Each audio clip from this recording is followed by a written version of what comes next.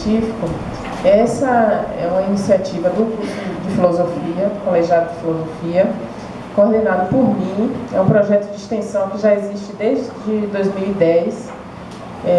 Inicialmente era coordenado por mim, pelo professor Gil Franco, e agora somente por mim, porque o professor Gil Franco não está mais aqui na casa. Esse projeto, a ideia do projeto é levar a filosofia para a comunidade, aproximar a filosofia, a discussão filosófica da comunidade aqui de Amargosa. Não, que ela não fique restrita apenas ao âmbito acadêmico, que nós possamos discutir temas que sejam de interesse de todo mundo, porque de fato a filosofia é de interesse de todos, né? Então, a gente sempre escolhe temas assim que sejam mais acessíveis para a comunidade de um modo geral e que sejam tratados de maneira mais leve, descontraída. Por isso a ideia de fazer no ambiente aqui, no ambiente externo à universidade, no restaurante, numa escola, como nós já fizemos em várias escolas aqui do município. Aqui em Amargosa a gente já fez no Pedro Calmon, já fizemos em outros municípios também, já fizemos em Milagres, na Casa Rosa. E aqui no restaurante Outros Sabores é a segunda edição, já é a segunda vez que nós realizamos o Café Filosófico aqui. Então, hoje, vamos ter a presença do professor Cícero Josinaldo Oliveira, que é um professor recém-chegado ao curso de filosofia. Já vou apresentá-lo para vocês conhecerem o professor Cícero. E, além de Cícero, nós também temos a presença de Ilana, que vai ser a debatedora. Rosa Ilana é aluna do curso de filosofia. Ela vai mediar aqui a mesa. A gente também tem essa ideia sempre de trazer um estudante para ser o mediador, para que os estudantes também do curso de filosofia já possam ir treinando, né? Essa experiência aqui de estar aqui na frente, de participar de um evento como esse, de uma palestra, que é muito importante para a formação de vocês. Então, o professor Cícero Josinaldo Oliveira, ele é professor aqui do curso de filosofia, ele é doutor em filosofia pela PUC do Rio, é graduado e mestre em filosofia pela Universidade Federal de Goiás. E o professor Cícero, ele trabalha na área de filosofia política, ética e filosofia geral. A estudante Rosa Ilana, ela faz parte do PET Aurora, que é um projeto de educação tutorial coordenado pela professora Giovana Tempo, que também é professora do colegiado do curso de filosofia, e já está perto de se formar, e hoje ela vai fazer a mediação aqui. Vocês podem fazer perguntas ao final, podem não, vocês devem fazer perguntas ao final da fala do professor Cícero. Vocês podem vir aqui na frente fazer perguntas e, caso fiquem tímidos para vir aqui na frente, vocês podem pegar uns papeizinhos com o Anderson, que é o bolsista que trabalha junto comigo aqui no PIBEX. Ele é bolsista de extensão, ele faz a edição dos vídeos, toda a organização do evento, vai ficar fazendo entrevistas aí com vocês. E aí vocês podem pegar com ele os papéis, se ficarem muito tímidos para vir aqui fazer pergunta. Mas é melhor que venham aqui, né? Para sair na filmagem, é melhor. Depois vocês vão ver, Anderson faz uma edição muito bonita, sempre, do Café Filosófico. Aí vocês vão ver os vídeos que ele divulga, vocês vão se ver e vão poder assistir novamente a palestra do professor Cícero. Então eu vou convidá-los, antes de convidá-los, o professor e Ilana, eu vou fazer alguns agradecimentos já inicialmente aqui. Eu agradeço mais uma vez aqui a presença de todos vocês, agradeço a Catarina e Pedro, que são aqui os proprietários do estabelecimento, que cederam pela segunda vez aqui o espaço para nós realizarmos o nosso evento. Agradeço também a professora Giovana Tempo e o PET Aurora por terem cedido, emprestado a caixa de som, e a todo mundo que ajudou na divulgação do Café Filosófico. Então, uma boa palestra para todos. Eu convido então agora o professor Cícero e Ilana aqui à mesa. Me desculpa, para quem não me conhece, eu sou a professora Giovana Monteiro. Eu coordeno o projeto e sou coordenadora do curso de filosofia. Por favor.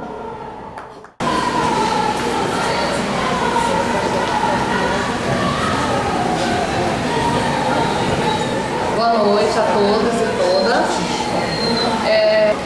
Quero agradecer, desejar as boas-vindas, na verdade, em nome de todos os discentes do curso de licenciatura em filosofia, e discentes em geral, do Centro de Formação de Professores, por sua presença aqui. Seja bem-vinda a Barbosa. Então, vou passar a palavra ao professor Cícero. Professor, você tem até 40 minutos, na fala.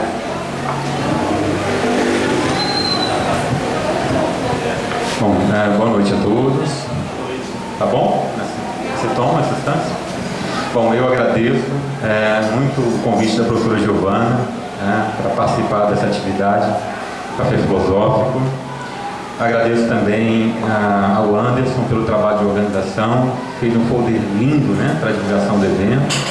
Está aí, como vocês podem ver, trabalhando já, a organização também aqui, e ainda vai editar o vídeo, para disponibilizar na internet, eu imagino. Então, além da Giovana e do Anderson, agradeço a Ilana também, que está aqui fazendo um trabalho de mediação, e de interrupção também, e também a Catarina e o Pedro, que cederam espaço para essa atividade.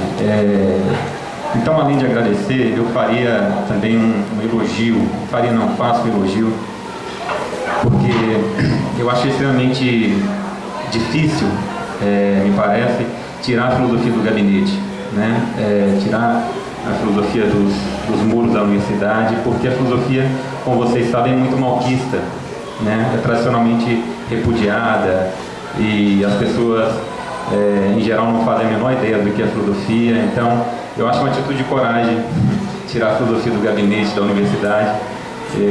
Eu acho que há muita coragem nisso aqui, e eu me sinto muita vontade para participar dessa atividade, porque eu penso como a professora Giovana, eu acho que a filosofia não é propriedade da universidade. A filosofia é, na verdade, uma tradição cultural muito importante e que pode ser mobilizada para discutir e resolver os nossos problemas, na minha opinião. A minha fala é parte da minha pesquisa de doutorado. Eu propus uma pesquisa um pouco não convencional, eu acho, em filosofia, porque o meu trabalho problematiza a relação entre economia e política e recorre não tanto a filósofos quanto recorre a sociólogos, Então vocês vão ver que nesse texto que eu vou apresentar aqui eu vou falar mais de sociólogos do que propriamente de filósofos, E nesse sentido eu agradeço também uma pessoa que não está presente, mas que foi muito importante nesse meu percurso, que é o professor Eduardo Jardim, da Pontifícia Universidade Católica do Rio de Janeiro, que me permitiu fazer um trabalho não tradicional em filosofia.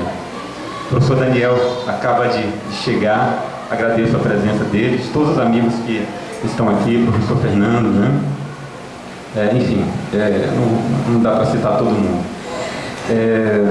Também agradeço a presença da minha família, minha esposa, meu sogro e minha sogra, que vieram de Goiás para me assistir, Então, obrigado.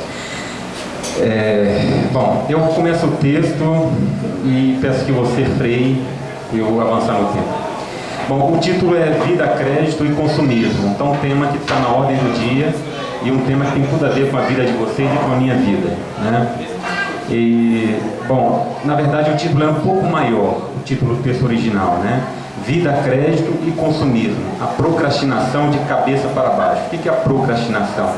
A procrastinação é uma antiga ética do capitalismo que está morrendo, está agonizando, Vocês podem imaginar que nós vamos falar do capitalismo, Sistema capitalista. Esse texto, ele procura registrar uma mudança cultural nas nossas vidas, que foi motivada por esse contexto econômico que está emergindo, Para quem nunca ouviu falar, havia um sociólogo chamado Max Weber, um dos pais do pensamento sociológico, e Weber, quando analisou o capitalismo, no que ele chamava de fase heróica, ele entendeu que o capitalismo era marcado por uma ética de economia. O capitalismo era um sistema econômico marcado um princípio ético que era o princípio da poupança. É basicamente essa a compreensão de fundo que perpassa um famoso texto do sociólogo Weber, que é a Ética Protestante e o Espírito do Capitalismo. A novidade do seu ensaio, que tem esse nome, consiste na proposta de vincular a ética protestante, que é uma ética eminentemente religiosa, com um espírito do capitalismo, com um espírito econômico. Então, o Weber, na ética protestante e o espírito do capitalismo, procura mostrar como a associação entre esse elemento cultural religioso e as normas econômicas ajudaram a configurar o capitalismo como nós conhecemos hoje. Mas era um capitalismo pautado no princípio de economia, de poupança, se vocês preferirem, no princípio da poupança. O meu texto pretende registrar um momento de inflexão, um momento de mudança, de transformação completa desses valores. O meu texto procura enfatizar que nós vivemos justamente o contrário, que o capitalismo de hoje é um sistema econômico fundado na promoção do crédito e na adesão ao modo de vida consumista. E isso significa a completa inversão dos valores originários do capitalismo. Crédito no sentido que tem hoje, é uma negação do princípio da poupança que animou o capitalismo no que Marx Weber chamava de fase heróica. Então, é isso que interessa mostrar aqui no meu texto. E aí eu vou tentar conciliar a exposição, a apresentação com pausas e falas um pouco mais, um pouco mais tranquilas. Então começa o meu texto. Antes de começar, eu quero citar uma frase que aparece num livro do Michel Foucault, na verdade num curso que ele ministrou em 1979, que é O Nascimento da Biopolítica. A frase é assim: o homo economicus é o eminentemente governável. O homem, enquanto agente econômico, é aquele cuja conduta pode ser controlada no sentido mais amplo da palavra controle. O homem, enquanto agente econômico, é aquele que se presta a uma determinação da conduta, a um tipo de controle que talvez nenhuma outra forma de ser humano se preste. É isso que o Foucault quer dizer. Eu tenho a impressão que essa mensagem é o pano de fundo do meu texto, né? Por isso eu começo com ela, é a epígrafe, né? Então começa o texto. Apesar das notáveis mudanças operadas sobre o mundo do trabalho, a mais radical das transformações já registradas no capitalismo passa, antes de tudo, pela ênfase inusitada sobre a capacidade que os rendimentos do trabalho asseguram, a capacidade de consumo. Chamamos de revolução copernicana do capitalismo a virada extraordinária que, no interior desse sistema econômico, substitui o imperativo da satisfação adiada e as realizações a longo prazo pelo princípio consumista da satisfação imediata e renovada, a frugalidade pela prodigalidade, o ascetismo pelo dispêndio, as práticas compulsórias de poupança e postergação pelo desejo incontido de felicidade aqui e agora perseguido via consumo. Se a questão do consumo leva-nos de fato ao cerne da nova economia, do outro lado da análise do trabalho, a saber, o destino atualmente mais comum de seus rendimentos, a palavra consumo tem prioridade sobre a flexibilidade como qualificativo maior da presente economia. Para o nosso propósito, importa mostrar que a era do crédito, a era atual, na medida em que coroa a nova economia de consumo, mais do que desferir os derradeiros golpes na ética da procrastinação, aquela ética da economia, eu lhes dizia que marca a primeira fase do capitalismo, que é subvertida. Ou seja, essa era do consumo coloca o princípio da economia, o antigo princípio da economia, de cabeça para baixo, ou de pernas para o ar. Que no âmbito do consumo, a economia flexível responde de fato pela inversão das exortações que Benjamin Franklin recomendava a contrição material neste mundo como padrão de excelência de uma vida conduzida segundo os limites ditados pelo dever de poupar, pode ser evidenciado pelo fato de que o consumo elevado foi a um só tempo alçado à condição de vida desejável e principalmente fim legítimo da nova economia, né? O consumo, como nós sabemos, é o símbolo da felicidade contemporânea. Uma pessoa, quando quer se mostrar feliz, ela se mostra como participante de diversas comunidades de consumo, né? Então, basicamente isso está em questão. Em nosso contexto, o decisivo é que nos Estados Unidos, de 1950, nascedouro e fonte de propagação do novo sistema econômico, o maior instrumento de destruição da ética protestante foi a invenção do crédito. O crédito, como vocês conhecem, é alguma coisa que nasceu nos Estados Unidos. O crédito numa acepção mais próxima de nós, porque havia uma outra concepção que eu vou procurar resgatar daqui a pouco. Então é uma invenção americana, como diz Daniel Bell, que é um sociólogo americano. E eu digo exatamente isso. Como disse Daniel Bell, em seu estudo acerca do entrechoque dos valores capitalistas, antes era preciso economizar para depois comprar.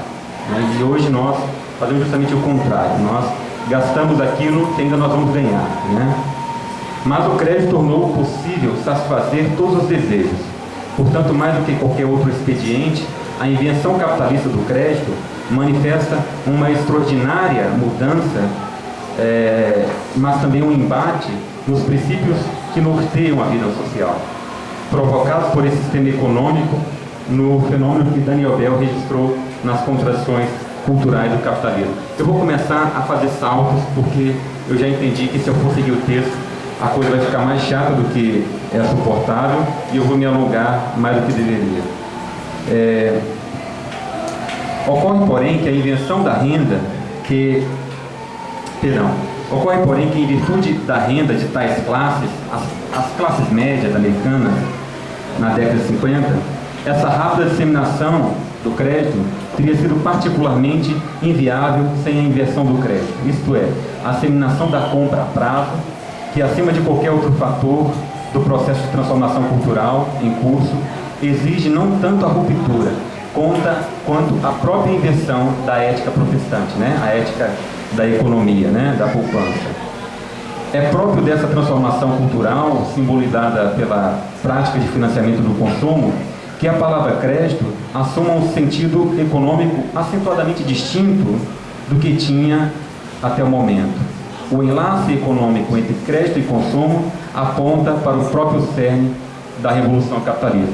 Aí agora o meu texto vai fazer esse registro do antigo sentido que tinha a palavra crédito para mostrar o novo sentido que tem a palavra crédito.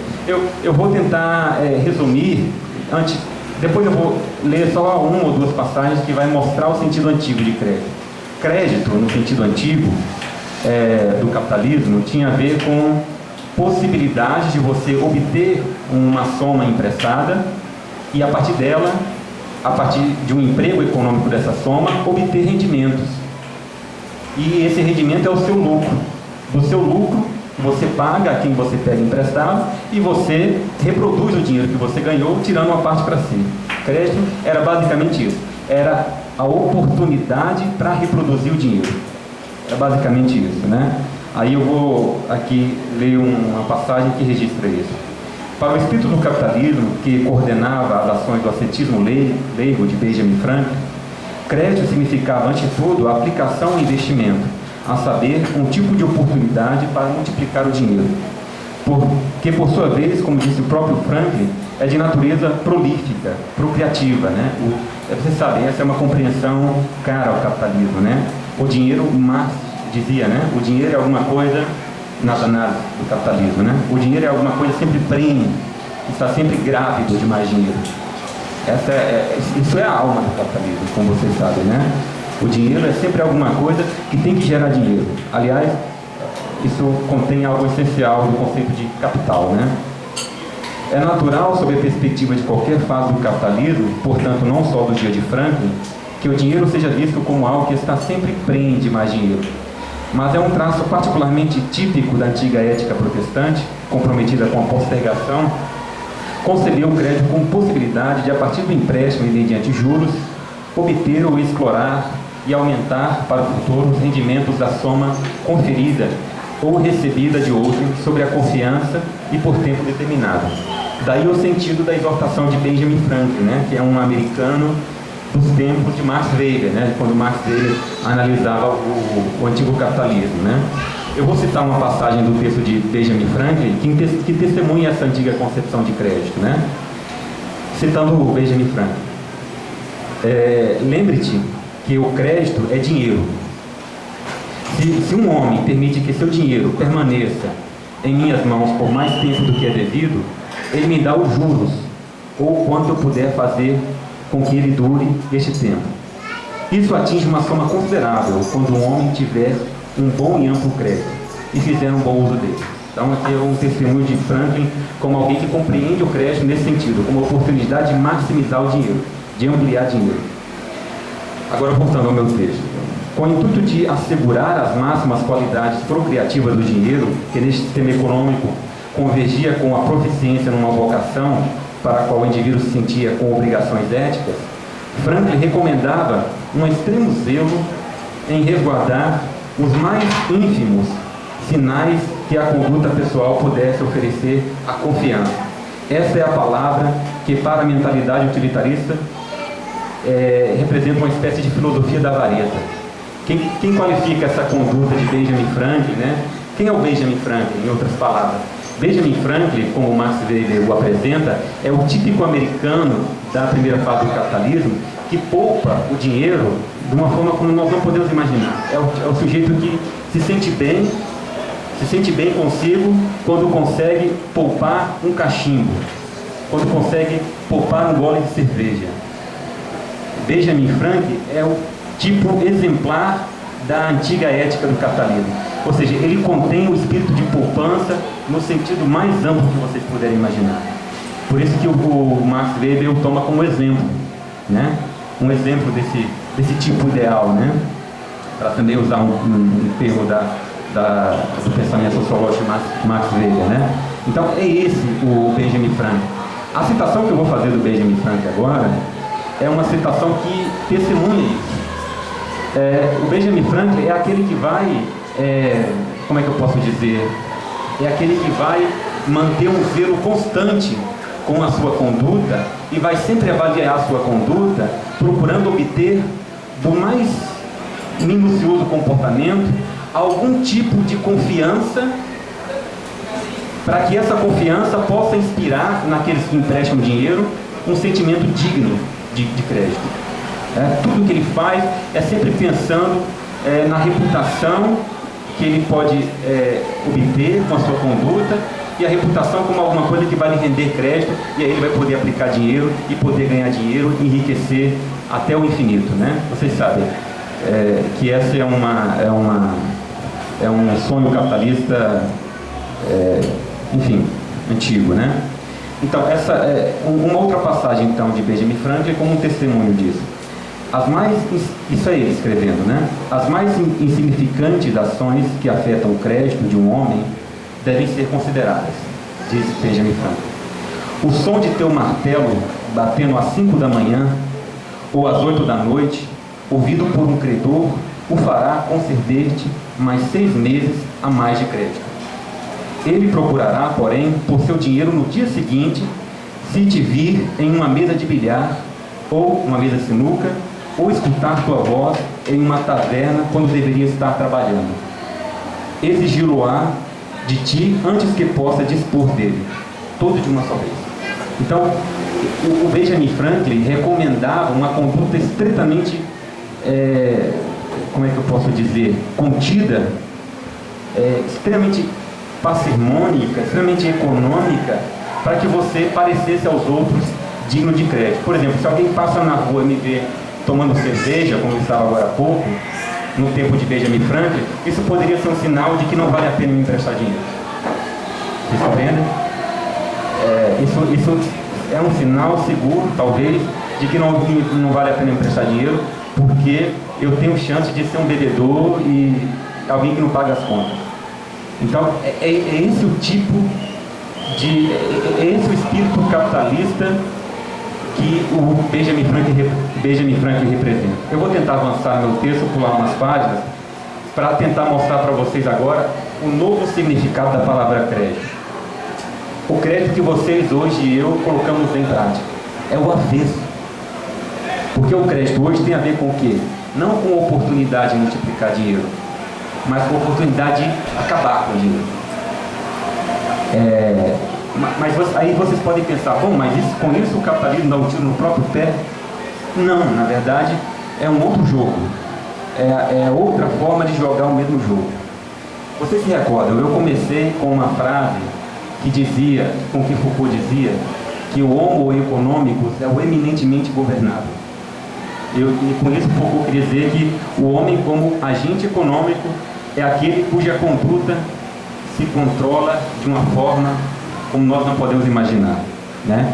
Então, a inversão do sentido do crédito, me parece que, desculpem repetir a expressão, me parece também que testemunha essa mudança cultural que é marcada pelo consumismo e pelo crédito, porque o consumismo é alguma coisa que não poderia existir se não houvesse uma inflexão, uma mudança fundamental na concepção capitalista de crédito, né? Então, eu digo no meu texto aqui, ocorre que a nova ênfase sobre o crédito põe às avessas a moral puritana do trabalho e, por consequência necessária, o destino de seus rendimentos. Pois o que agora está em questão no crédito é o encorajamento ao gasto. Nós sabemos disso, né? É o que as propagandas nos convidam o tempo todo a fazer, né? O que está em questão hoje no crédito é encorajamento ao gasto. É o aproveitamento da vida e a vazão dos impulsos e desejos. Enfim, o financiamento do consumo. Com efeito, o sentido econômico dominante da palavra crédito é absolutamente incompatível com a vida frugal, a vida econômica, que a ética precedente recomendava como dupla condição para obter crédito e dele fazer um uso rentável em vista do futuro. A não ser pela satisfação imediata do desejo, que o crédito dispensa da espera, e também pelas dívidas a longo prazo que nós contraímos, a palavra crédito já não resguarda qualquer relação com o futuro, ou ainda se resguarda essa relação entre crédito e futuro tem um sentido estritamente negativo. Haja visto que o aspecto característico do crédito é a qualificação da espera e da gratificação postergada. Vocês sabem, o crédito existe para quê? Para desqualificar a espera. Vocês devem se recordar que eu li uma passagem do Daniel Bell, sociólogo americano, que ele dizia o seguinte: antes era preciso poupar para depois comprar, né? Então, hoje é o contrário. Hoje você primeiro gasta e depois você paga, né? Ou seja, é a inversão, né?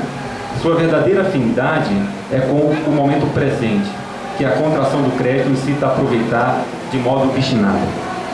Neste encontro, como disse Bell, a artimanha da venda a prazo foi evitar a palavra dívida e destacar a palavra crédito. Percebem? Crédito é outro nome para dívida, mas é um nome mais atraente, né? Quando você quer promover uma mudança cultural. Deixa eu fazer outro pulo aqui, só um minuto. Vou falar dos cartões de crédito, não dá para não falar, né? De qualquer maneira, quando os cartões de crédito puseram essa filosofia consumista ao alcance de um número crescente de indivíduos, cartão de crédito é uma invenção relativamente recente, né, como vocês sabem. Restava ainda ao novo sistema econômico a tarefa de lidar com o impasse criado pela resistente cultura forjada na velha e agora ultrapassada ética da postergação, em que se fundava o espírito de poupança do capitalismo.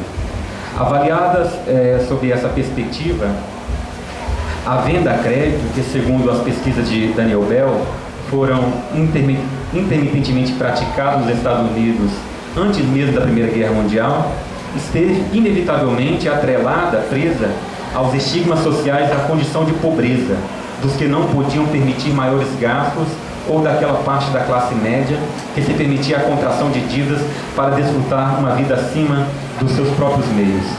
Esse julgamento depreciativo do sentido agora dominante, a palavra crédito, é em si mesmo reflexo de um contexto em que ser moral significava ser laborioso e econômico. com essa mudança cultural, que envolve uma transformação radical no conceito da palavra crédito, nós temos um choque de valores que precisou ser vencido. Porque, vocês sabem, até para os nossos pais, certamente para os nossos avós, seguramente para os nossos avós, ser econômico é uma virtude. Para alguns dos nossos pais e seguramente para os nossos avós, ser econômico é uma virtude. Nós somos de uma geração em que ser econômico é uma vergonha. E aí a pergunta é a seguinte: como é que o capitalismo pôde fazer essa mudança alquimista de valores? E aí a resposta nos é dada por Jean Baudrillard, né, que é outro sociólogo importante. Propaganda, né? E há uma expressão do Daniel Bell, mais uma vez, um americano, que diz o seguinte: olha, a propaganda é a marca de ferro quente na crista da civilização ocidental. O que ele quer dizer com isso? Que a propaganda é uma tecnologia ubíqua, sempre presente, em todo lugar, e foi graças a essa ubiquidade, essa onipresença da propaganda, que está hoje em todos os lugares que vocês mal podem imaginar. Foi graças a essa tecnologia ubíqua que nós podemos transformar em vergonha o que já foi considerado pelo próprio capitalismo uma virtude. E não só uma virtude, a maior de todas as virtudes. O Max Weber procura, nesse famoso ensaio A Ética Protestante e o Espírito do Capitalismo, o Max Weber procura mostrar que essa antiga ética da poupança é uma ética em sentido estrito mesmo. Não é um simples modo de vida, diz o Max Weber. Aquilo que Benjamin Franklin praticava não é um simples modo de vida, é uma ética em sentido filosófico, se vocês preferirem. Por que uma ética em sentido filosófico? Porque aquele que se encontra nesse antigo capitalismo, ele se sente no dever de poupar. Ele se sente no dever de negar a si mesmo. Ele se sente no dever de negar um gole de cerveja, uma tragada de um cigarro, para poupar. E poupar em vista de quê? De um contentamento futuro, de um gozo futuro, de uma realização futura. E se ele não poupa, isso é prova de que é uma ética, se ele não poupa, ele se sente como quem traiu o dever que ele tinha. É isso que faz do antigo capitalismo uma ética em sentido estrito, diz Max Weber, e eu concordo inteiramente com ele. Aquele que não poupava tem um sentimento de contrição, de profundo arrependimento, como quem cometeu uma grave falta moral. Vejam, me parece que é uma coisa importante, porque agora é outro esquema, né? Aquele que não gasta hoje, para registrar um pouco a inversão, aquele que não gasta tendo recurso para gastar, aquele que não vive a crédito, para fazer uma referência ao título dessa palestra, aquele que não vive a crédito é alguém que precisa de tratamento, é alguém que não pode ser normal, porque vocês sabem, é o desejo de todos. Como é que o sujeito que tem condições de consumir exageradamente não consome? Esse é o desejo de todos. E aqui nós poderíamos evocar a palavra normalização da conduta no sentido em que Foucault procura usar, né? Ou seja, o tipo normal, a conduta normal agora se inverteu, não é mais aquela que poupa, é aquela que dilapida a própria renda, é aquele que faz compromissos para viver sempre endividado. Há um texto do Zygmunt Bauman, um sociólogo de quem eu gosto muito e que eu li muito para o doutorado, e que o Bauman procura mostrar. O Bauman é um analista assim, extremamente, como é que eu posso dizer, lúcido do nosso tempo. E ele diz, o Bauman procura mostrar como na Europa as grandes empresas de concessão de crédito estão estabelecendo uma política de não concessão a quem paga bem. Compreenderam? Não, a política é não conceder crédito a quem paga em dias. Essa gente não gera lucro. Essa gente não paga 10% de juros de cartão. A política é bem essa mesmo. Então, a estratégia agora é dificultar a vida de quem paga certo. Compreendem? A estratégia agora é basicamente essa. Então, o capitalismo é um sistema econômico de difícil leitura, né? Eu acho. E extremamente mutável, né? Eu me lembro que na Ética Nicômaco, Aristóteles, quando analisa os tipos de vida, para Aristóteles, a vida menos digna, a vida humana menos digna, é o que nós chamaríamos hoje de vida do burguês. A vida do burguês. Para ele, o padrão de excelência, não se animem com isso, estudantes de filosofia. O padrão de excelência é o filósofo, né? Para Aristóteles. O padrão de excelência, assim, o modo de vida mais sublime é a vida do filósofo. Logo abaixo vem a vida do cidadão, no sentido grego, não no nosso sentido. Mas a última, a vida humana menos digna, é a vida do ganhador de dinheiro, para Aristóteles. É o que o Aristóteles despreza. Quando ele chega na vida do ganhador de dinheiro, hoje nós chamamos de burguês, né? Quando ele chega na vida do ganhador, quando ele, analisando os modos de vida, chega na vida do ganhador de dinheiro, o que ele diz? Deixemos de lado, esse aqui não vale a pena. E por que ele diz isso?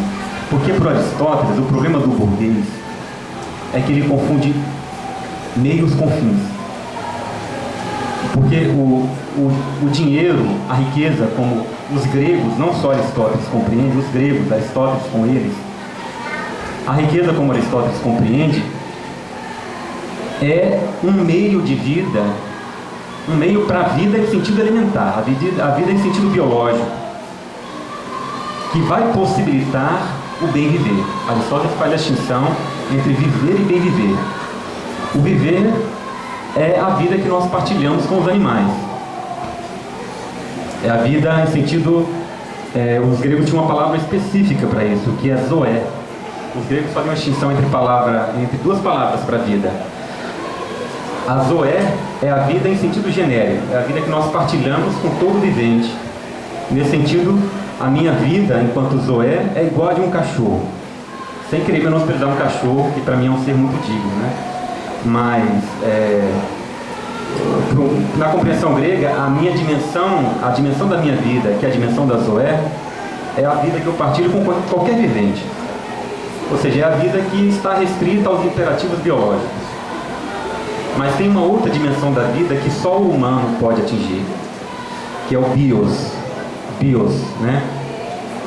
E aí, daí vem a palavra biografia. Na nossa compreensão, herda um pouco disso, na medida em que nós achamos que somente um ser humano pode ter uma biografia. Somente ou seja, uma trajetória linear, com sentido, né? A nossa palavra biografia ainda testemunha essa compreensão grega. Mas o que Aristóteles queria dizer com isso? Que ao homem é dada a possibilidade de atingir uma vida digna, uma vida para além do domínio da animalidade. Por que eu estou tentando aqui recuperar essa distinção? Porque alguns filósofos, me parece que Foucault um pouco confusamente, mas a Hannah Arendt mais pontualmente, considerando essa distinção grega, acha que uma sociedade de consumidores é uma sociedade que tem uma vida que não realiza as possibilidades do humano. Herdando um pouco, talvez, essa distinção grega, ela acha que quando nós nos definimos como uma sociedade de consumidores, o que nós estamos fazendo é nos rebaixarmos a uma condição que é uma condição de animalidade. É uma condição de animalidade. Enquanto portadores de uma zoé, nós estamos devolvidos à natureza. E veja, percebam o seguinte, a palavra consumo tem uma afinidade explícita com a ideia de zoé, de vida elementar, né? Porque o consumo é aquilo que atende o nosso metabolismo. O consumo é aquilo que nos mantém vivos. Agora, acontece que existe uma distinção entre consumo, do mesmo modo como eu procurei estabelecer uma distinção entre consumo, entre zoé e bios, eu vou procurar agora sinalizar para uma distinção entre consumo e consumismo. E aí eu vou procurar vincular o consumo à zoé, a vida elementar, em sentido animal, de um modo geral, e vou tentar analisar ou indicar, melhor dizendo, que o consumismo é uma perversão da Zoé, de uma vida que aspira a alguma coisa mais digna do que simplesmente consumir.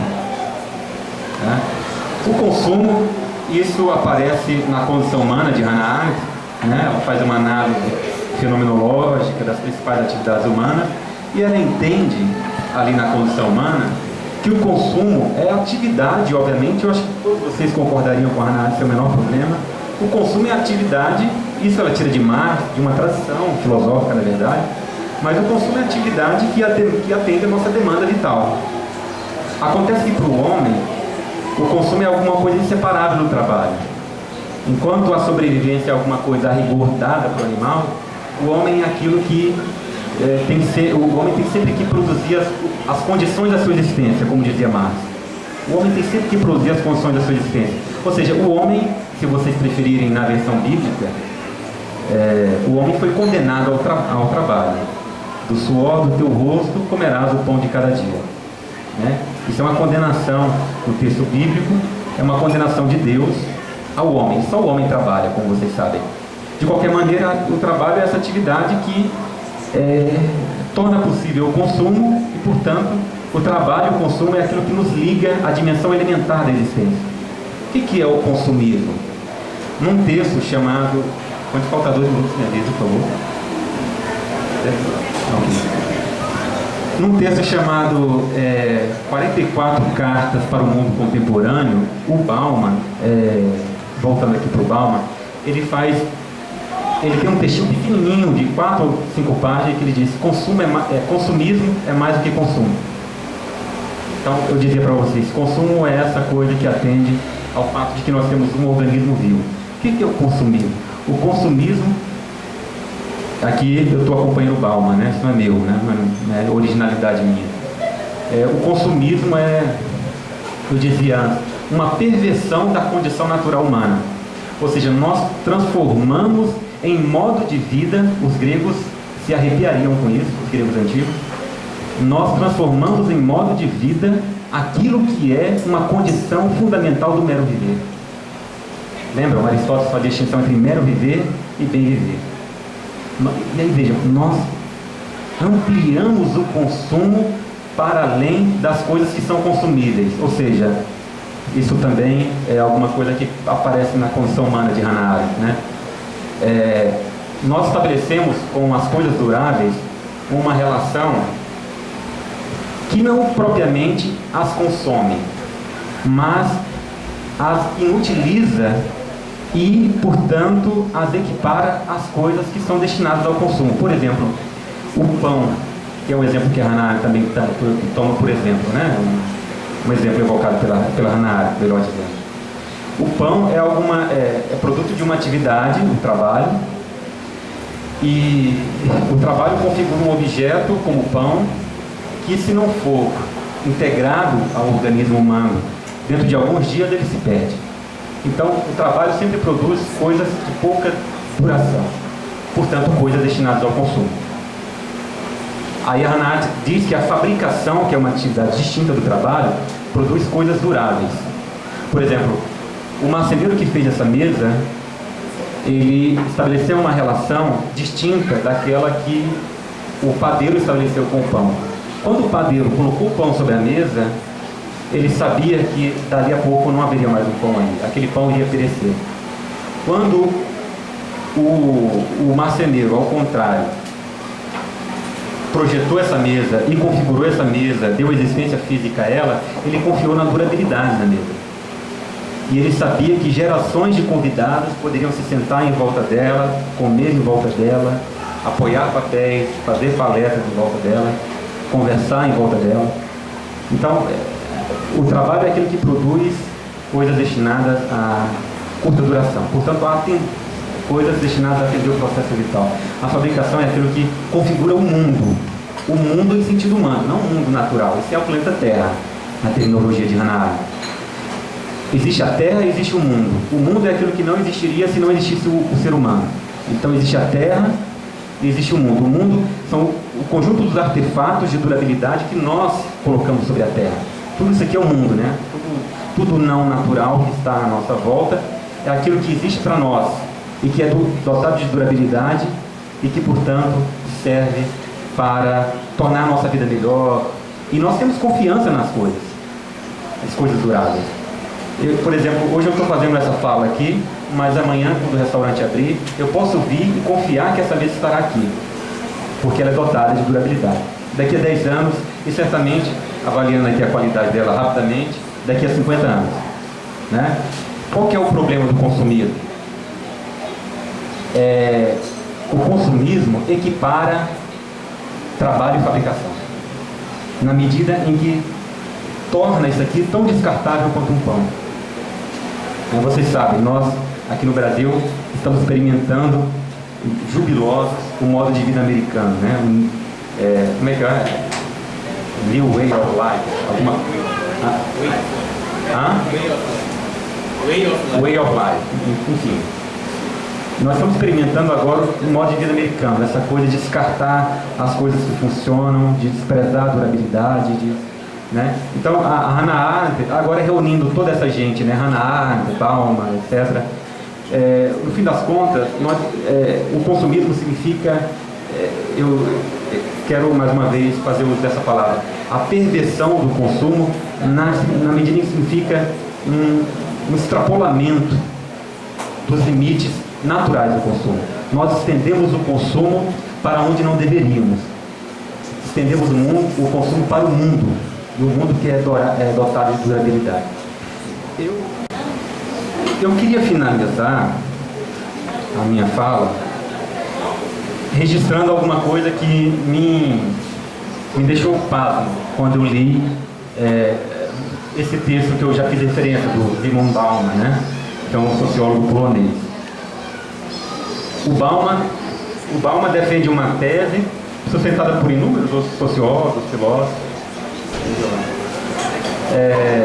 Uma tese que vocês certamente partilhariam também, que eu partilho, que é a ideia de que nós somos mobilizados politicamente não tanto como cidadãos, como na condição de consumidores. Nós somos mais reclamados pelos políticos e por nós mesmos, com a mentalidade política que temos hoje. Nós somos mais mobilizados mais como consumidores do que como cidadãos, né? Eu já disse para vocês que um grego teria vergonha de se dizer um consumidor. O grego teria vergonha, porque, enfim, para ele isso é o que há de menos digno no homem, né? E nós batemos o peito e nos dizemos consumidores mais do que cidadãos até. Mas, enfim, eu queria registrar uma compreensão da política que me parece também ser representativa dessa entrada do consumidor na esfera pública.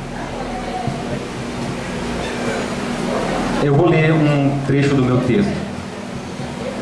O exemplo nos vem dos Estados Unidos. Nos vem dos Estados Unidos, mais uma vez, né? O Daniel Bell, que é um sociólogo, desculpem tanto parênteses, o Daniel Bell, que é um sociólogo americano, dizia que os Estados Unidos é o protótipo do modo de vida burguês. Ou seja, todas as grandes criações do capitalismo nascem ali nos Estados Unidos, que nós tanto admiramos, e dali ganham o mundo.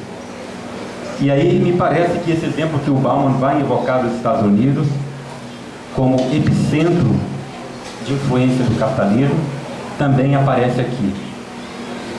Aí eu vou ler essa passagem do texto para finalizar minha fala, que eu devo ter estourado já, né? Tá.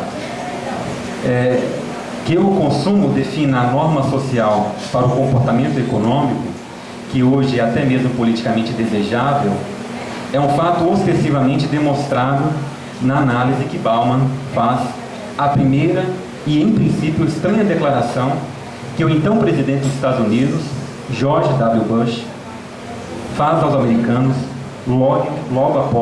imediatamente após os ataques de 11 de setembro de 2001.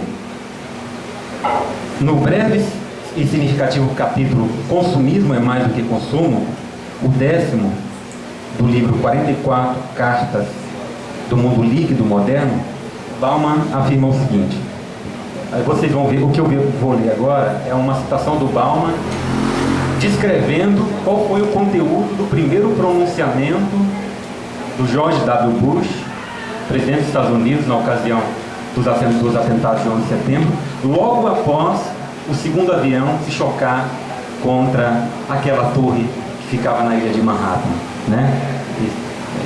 Muitos diziam ser o coração do capitalismo, né? Olha o que o Bauman diz.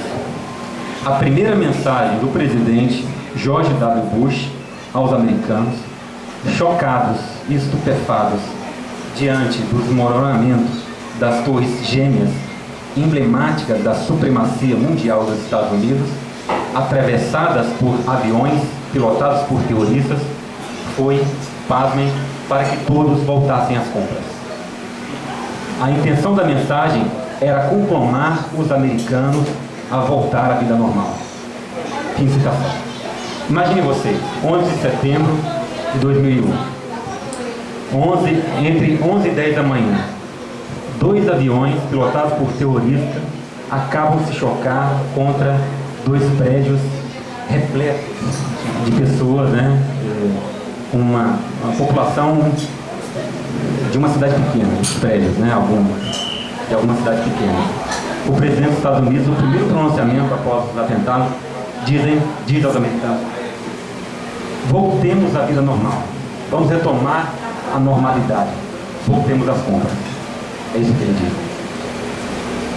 A conclamação política ao consumo no voltemos às compras de Bush convoca para o esforço de retomada das atividades rotineiras, as práticas que definem a regra geral e a normalidade social do cotidiano. Não há, portanto, quaisquer motivo que nos leve a duvidar que, bem antes do ataque inimigo aos americanos, os americanos já deveriam estar convencidos que ir às compras talvez é a única e, com certeza, a principal forma de curar todas as aflições e espantar todas as ameaças e reparar todas as falhas. Não fosse pelo fato de encarnar a própria normalidade da vida cotidiana, voltar às compras logo após os ataques de 11 de setembro, como recomendava Bush, seria, para dizer o mínimo, uma grave violação do luto nacional. A conclamação acima referida somente poderia chocar aqueles poucos em cujos ouvidos ela não encontrasse eco e assim não fizesse sentido. Portanto, a despeito da estranheza daquela declaração, não deve suscitar surpresa o fato de que ela não tenha provocado espanto e nem mesmo o menor rumor.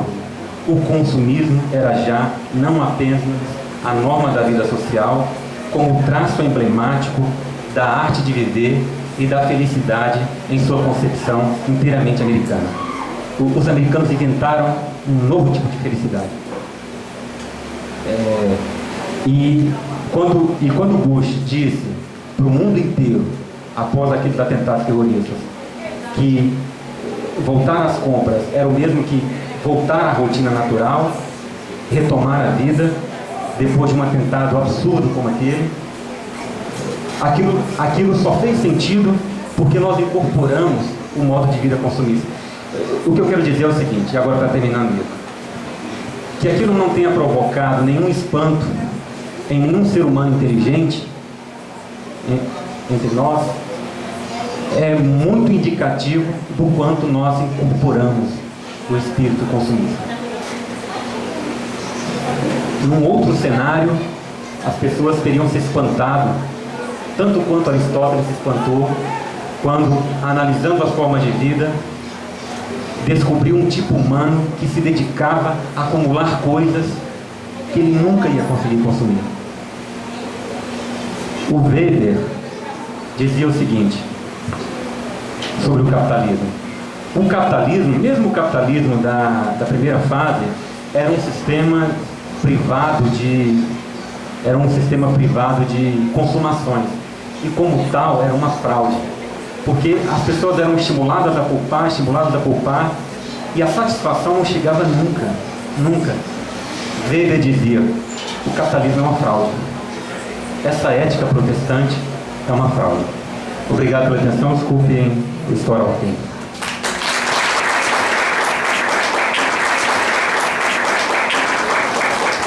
Obrigada, professor. Olá, meu nome é Deise, faço filosofia e o café filosófico entrou na minha vida desde que comecei a fazer o curso de filosofia e que a professora Giovana começou a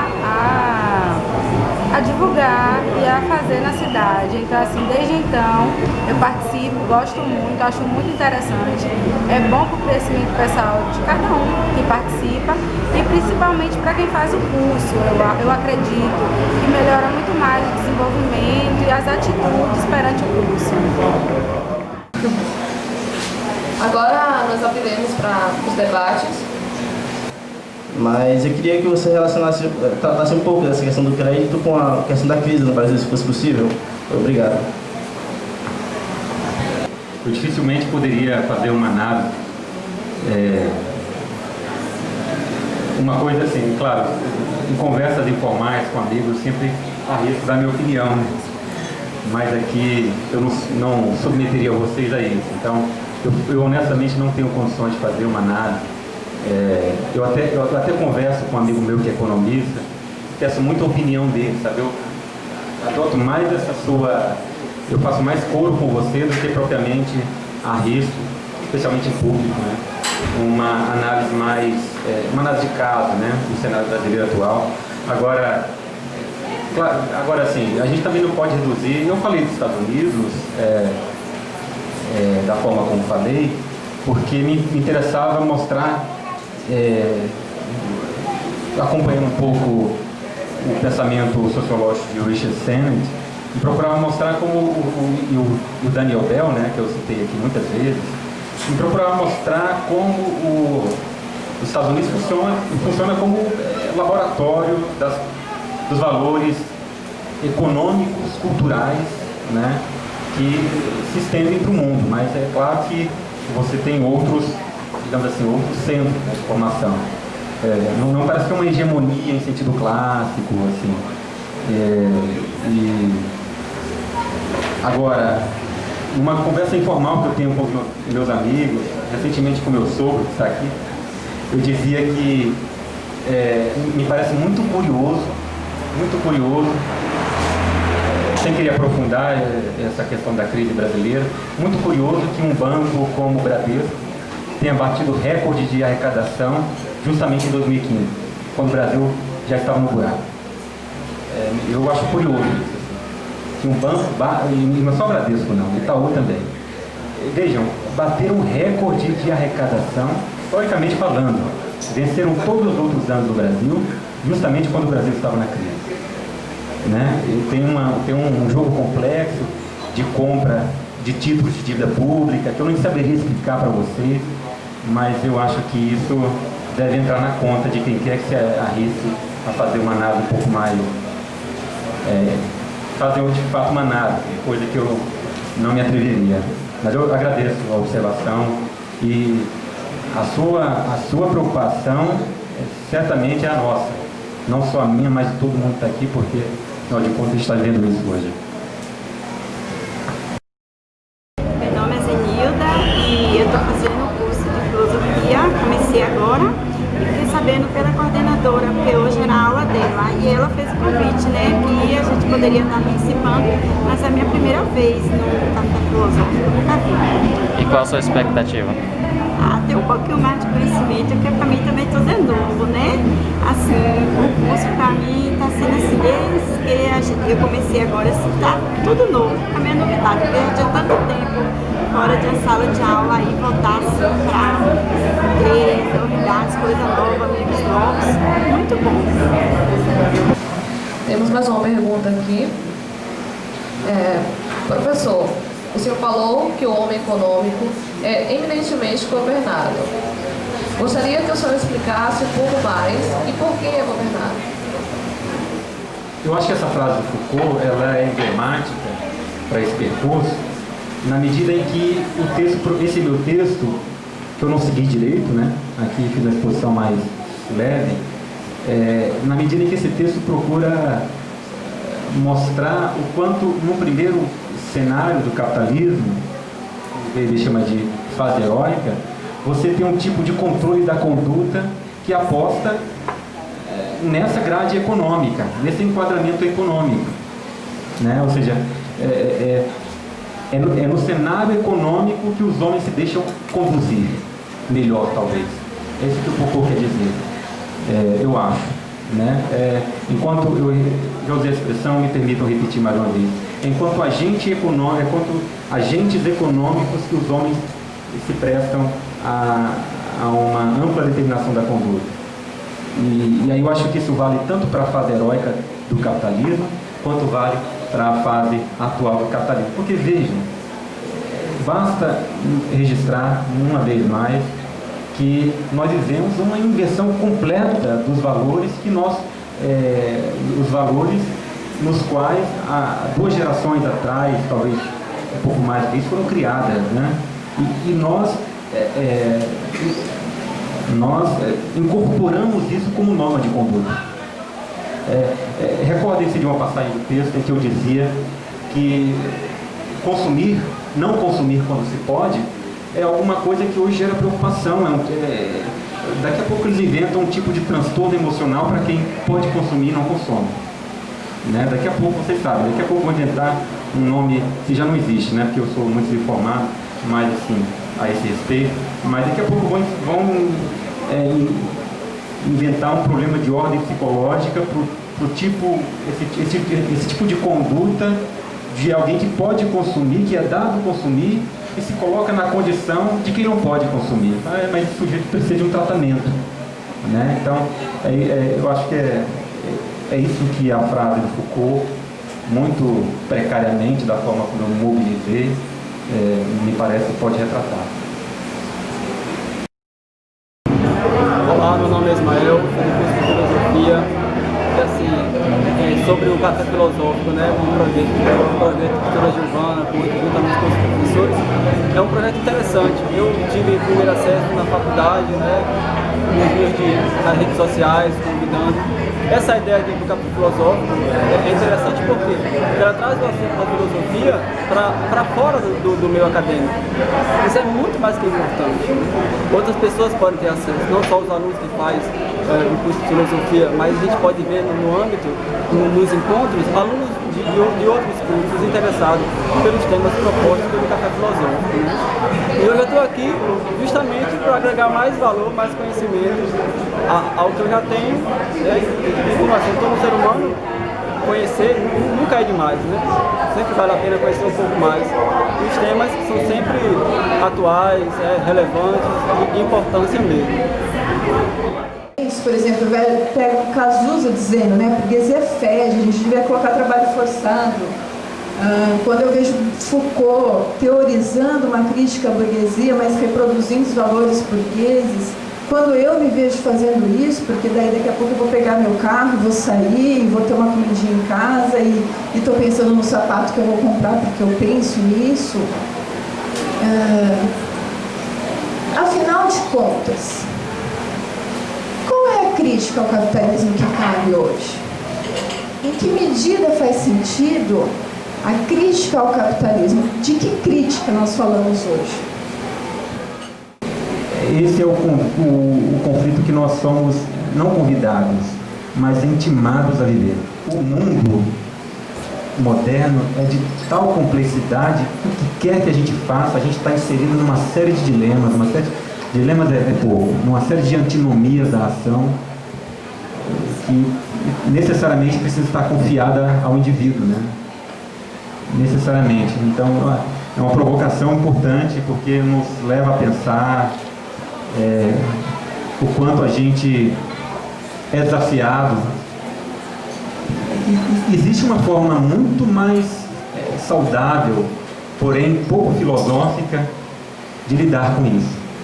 Se chama, e muito, como é que posso dizer, muito incorporada. A forma mais fácil de resolver as antinomias da ação é o cinismo. é o cinismo. Né? É você... Tá, tudo bem, assim, esses dilemas no contexto atual, na complexidade do mundo atual, num sistema econômico que se emancipou e que fugiu do controle político, são inevitáveis. Mas nós temos a possibilidade de pensarmos, ainda que contra nós mesmos, ou simplesmente adotarmos a postura do cínico. Não o cínico filosófico, mas o cínico moderno, que se percebe numa série de problemas e dá de ombros, como quem não viu. Meu nome é Pedro, eu sou do curso de filosofia e fiquei sabendo do evento aqui através dos meus colegas.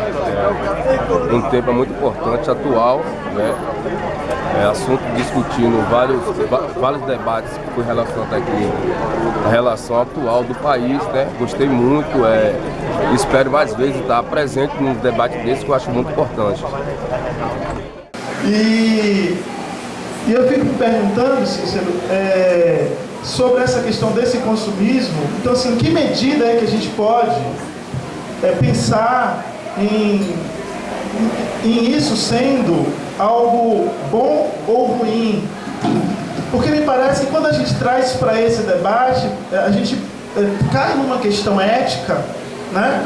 Que eu acho que é o que acaba colocando para a gente uma espécie de ideal que deva ser seguido.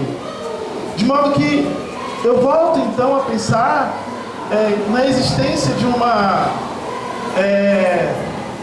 tradição de uma metafísica clássica ou qualquer coisa desse gênero que me traz valores etéreos que eu devo seguir. Aí eu me pergunto, onde é que fica a liberdade das pessoas em querer dizer assim, eu quero ter isso aqui a mais, já que eu posso ter e isso é permitido, entende? E aí a gente entra nessa relação, né? Essas pessoas, de fato, elas estão fazendo isso por conta de uma conjuntura social, e aí essa conjuntura é maior que elas, ou elas são livres? Quer dizer, eu perdi minha liberdade. Eu fui a São Paulo uma vez, fiquei uma semana, eu gastei quase R$3.000 nessa uma semana, só que esses R$3.000 ligados a livros e CDs. E eu fiquei pensando, poxa, não consumi nada, quer dizer, entendeu? Não consumi nada. Para onde foi esse dinheiro? Quando eu fui olhar, porque livro é caro. CD é caro. Mas eu preciso disso. Isso é consumo, não é? O que é que eu ia fazer? Não, está muito caro, eu estou consumindo, não vou comprar. Né? O Foucault, mais uma vez, falando daquela afirmação com que eu abri o meu texto, com uma espécie de epígrafe, o homo econômicus é o eminentemente governado. Quem é o homem econômico? É aquele cuja conduta você controla, modificando um pouquinho só, não muito. Você controla mudando as variáveis do mundo econômico. Entendeu? É alguém que você controla mudando as variáveis do mundo econômico. Basta pensar nessa inversão cultural. Inversão cultural, porque no fim das contas nós estamos falando de valores que o capitalismo pôde operar nos últimos 200 anos. Da ética da procrastinação, da ética da poupança, da negação de si, por isso que ele associa, né, capitalismo e ética protestante, da ética da procrastinação à ética da felicidade aqui e agora, via consumo. Só que nesses dois âmbitos nós temos um engodo, me parece. O engodo, do lado da primeira fase do capitalismo, eu procurei indicar quando eu disse que Weber disse, e me parece que é alguma coisa que merece atenção, Weber disse que a ética da poupança, como promessa de satisfação futura, é uma mentira, porque ela nunca se concretiza. A satisfação nunca vem. Compreende, Marcelo? Claro que você compreende, é só uma expressão de falar, é só uma força de expressão. Ela nunca chega. Essa satisfação nunca chega. E por outro lado, eu diria com Bauman, agora usando Bauman mais uma vez, no mundo do consumo, a promessa de felicidade que os americanos inventaram é outra grande mentira. Quando os americanos disseram, desculpem dizer que são os americanos, não é bem isso, né? Mas assim, Quando nós acreditamos que a felicidade se dá no consumismo, nós estamos comprando outra forma de engano. Vocês sabem, o consumo não satisfaz ninguém. Você compra um Porsche, depois você quer um troço mais sofisticado. Aí você compra um carro mais caro e depois o mais caro do mercado não serve. Você quer comprar um personalizado de R$1 milhão, um feito só para você. Aí o Bauman diz que essa promessa de felicidade perseguida via consumo, ela é como o alimento que satisfaz o nosso corpo. Ele é provisório. Você come um pão hoje, daqui a 2 horas você está com fome e tem que comer outro. E essa promessa de felicidade, ela vai se estender até quando? Sabe até quando? Até quando a sua vida durar. Então, assim, o quanto há de engodo, me parece, essa é a supraproblematização que a filosofia, me parece, poderia fazer a esse modelo econômico, a qualquer modelo econômico. O quanto há de engodo nessas... O quanto há de engano nessas promessas. Olá, meu nome é Erivaldo, sou do 5º semestre de filosofia. Eu fiquei sabendo desse evento bem em cima, mas deu tempo ainda de aproveitar. Foi bastante interessante para mim discutir temas de atualidade, foi muito interessante e enriquecedor. Na verdade, antes de vir para cá, quando eu estava em Salvador, com os amigos meus, a gente começou uma pesquisa assim, voltada para o caso dos índios pataxós no sul da Bahia, que estavam para ser despejados por causa do avanço mesmo do agronegócio relacionado à monocultura e tal, que estava fazendo com que eles fossem expulsos dos seus territórios, assim como também no Mato Grosso do Sul, nos Guarani-Kaiowá e tal. Então eu fiquei me perguntando sobre essa liberdade, né, que a gente tem de consumir e tal, o que é que tem por detrás dela, fazendo uma analogia ao que vivem esses povos tradicionais, né, porque na verdade em prol da nossa liberdade de consumir, de expandir nossas áreas, enfim, para produzir tudo isso que a gente consome, onde é que fica a liberdade daqueles povos que não vivem nesse paradigma de consumo e tal? Basicamente isso mesmo. Eu me lembro de quando eu era estudante de ensino médio, eu li num livro de história uma anedotazinha, uma historiazinha que se contava, circulava aqui no Brasil entre índios e portugueses. E aí a sua fala me recorda que talvez os índios tinham uma visão muito próxima de Aristóteles. A anedota é a seguinte: os portugueses chegaram aqui na Bahia, né, o primeiro porto, né, os portugueses, onde tudo começou. Os portugueses chegaram na Bahia e cortavam o pau-brasil, cortavam o pau-brasil, cortavam o pau-brasil, embarcavam o pau-brasil e saíam com dezenas e até centenas de navios para a Europa com o pau-brasil. O índio sai do interior da floresta e pergunta para o europeu: escuta, e esse tanto de pau-brasil aí? Vamos fazer o que com ele? O português, mas né? O português responde: olha, esse aqui a gente vai levar para a Europa porque lá a gente tem um sistema de produção complexo, uma economia que atende a uma série de necessidades humanas. Lá em Portugal, na Europa de um modo geral, a gente submete o pau-brasil a um tratamento, extrai, além da madeira, uma coloração e a gente usa em tecido, para tingir tecido. Aí o índio insistiu na pergunta, né? Escuta, tá, mas vocês pegam o pau-brasil o tempo todo, a floresta como é que tá, o tempo todo vocês não param de pegar pau-brasil. Para que pegar tanto pau-brasil? Aí o português, para produzir mais móveis, produzir mais tecidos com cores bonitas, etc. E ele perguntava: mas para que tanta coisa? Para que isso? Para que aquilo? Aí falava: para deixar de herança para os nossos filhos, quando a gente acumular muito e não sei o quê, e nossos filhos poderem acumular mais. O índio desiste da história e faz uma última pergunta para o português, que fica sem resposta com a pergunta. A pergunta é a seguinte: o índio se dirige, olhando para o português, e diz: escuta, lá na Europa vocês não morrem? Vocês não morrem na Europa? Entende? Eu tenho a impressão que, no fim das contas, é essa compreensão que está na base dessa crítica que o Aristóteles dirigia a esse modo de vida que, em qualquer contexto do capitalismo, no fim das contas, coloca em xeque essa prática, né, de ou acumulação ou contínua fruição das coisas, que está em questão no futuro. E eu contribui bastante para os aprendizados no dia a dia e diversifica também fora do meio acadêmico, né? Trazer para cá um pouco, para sair da rotina de todos os dias de sala de aula, então fica bem descontraído. E foi bastante interessante e espero ouvir mais vezes. Eu agradeço imensamente a professora Giovana, a presença de todos, meus colegas aqui de curso, professores de filosofia, meus colegas que não são de curso também, da UFRB, a minha família, os estudantes, enfim, Anderson e a professora Giovana, agradeço o espaço e a oportunidade.